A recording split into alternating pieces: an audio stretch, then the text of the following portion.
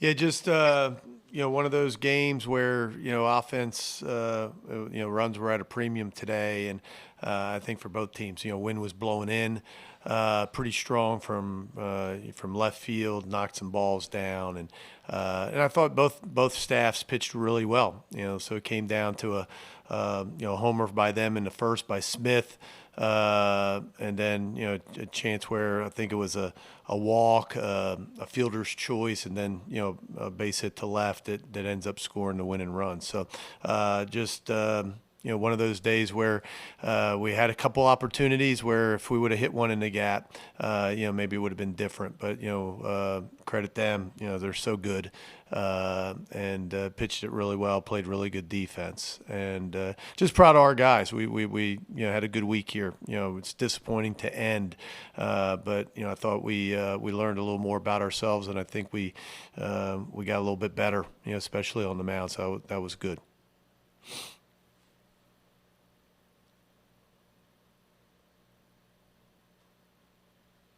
First question comes from John.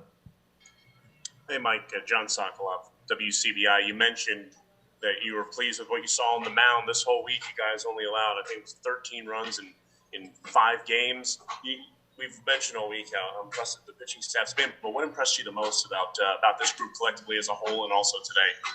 I think, a couple things that stand out. One, what Hayden said, I think is exactly right. We preach all the time, sometimes the biggest difference between a good pitcher and a great pitcher, or a good pitcher and an average pitcher is, the guys that are better are able to make pitches and get off the field. And, our guys were able to do that this week more times than not. The other thing is I thought we really attacked the strike zone. I thought we had a little more attitude to us, on the mound, and I think we were more aggressive in the count early in at bats that helped us a lot. And we're going to need that next week, obviously.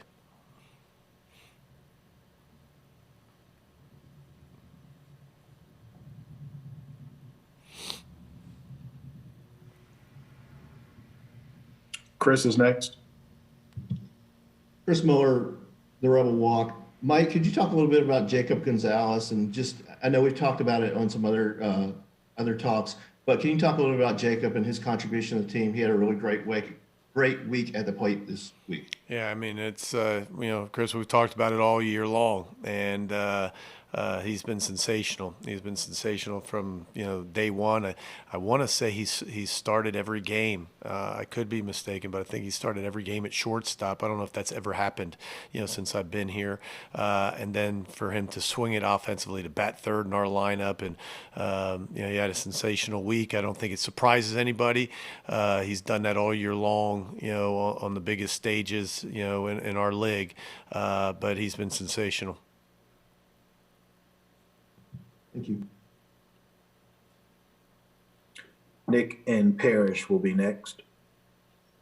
Mike, Jacob was telling us about how he felt like the energy was a little bit different, a little bit higher this week. How do you go about carrying that over from Hoover into regionals next week? Well, that was one of the the goals, and what we talked about is postseason's a little different. I think I talked about it yesterday in the press conference, and I think these guys enjoyed this experience, and not just coming to the hotel in the wind free and getting to play some good teams, but enjoyed the competition, enjoyed the moments, and to have success in postseason. I think you got to be loose, you got to be free, and you got to play with a lot of confidence. You got to have a competitive spirit, and so we again challenged the guys at the beginning of the week to bring that type of energy and that type of vibe and swagger to the field every day, and I think they did. Is that energy a thing that you've kind of seen common to teams that have succeeded of yours in regionals? Yeah, and it's not just the energy. It's I think from a fan standpoint, you can see it, and the guys moving around, but it's really more of a vibe in the dugout. It's more of a belief in one another that guys are going to succeed, at the plate and on the mound and in the field. It's a confidence, and I think that confidence, that belief, as my old mentor used to say, is transferable from one dugout to the other. It makes the other team realize that, hey, we're in trouble today. This team's really good, and they really believe they're gonna win. So yeah, I think it's very important. I think we've got Parrish next. Mike, you said you learned some things about your team this week. I assume pitching was part of that, but what else did you learn? Well, certainly I think it starts with pitching. And we needed to be better on the mound. We needed to, from the starting standpoint, McDaniel and Diamond were terrific. Not necessarily from the starting, although he started this week and pitched great yesterday, Tyler Myers, and that'll be a huge piece of the bullpen. Brandon Johnson, I believe, had 3 appearances, this week and pitched well in all of them. And, Jack Doherty, I thought was dominant, in the Vandy game.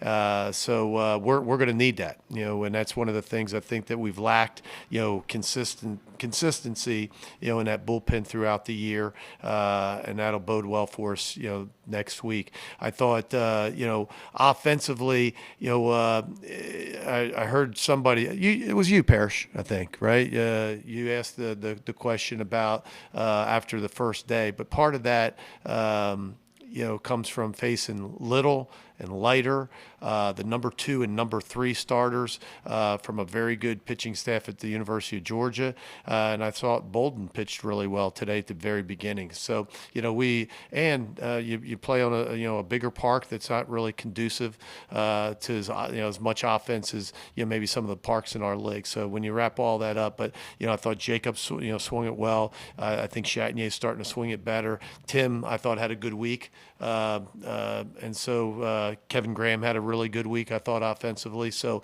I think we're playing well and excited about next week. Hey, John, did you have another question?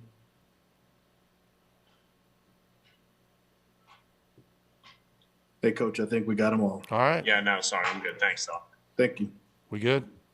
We're good to go. Thanks, All right. Coach. Thanks, guys.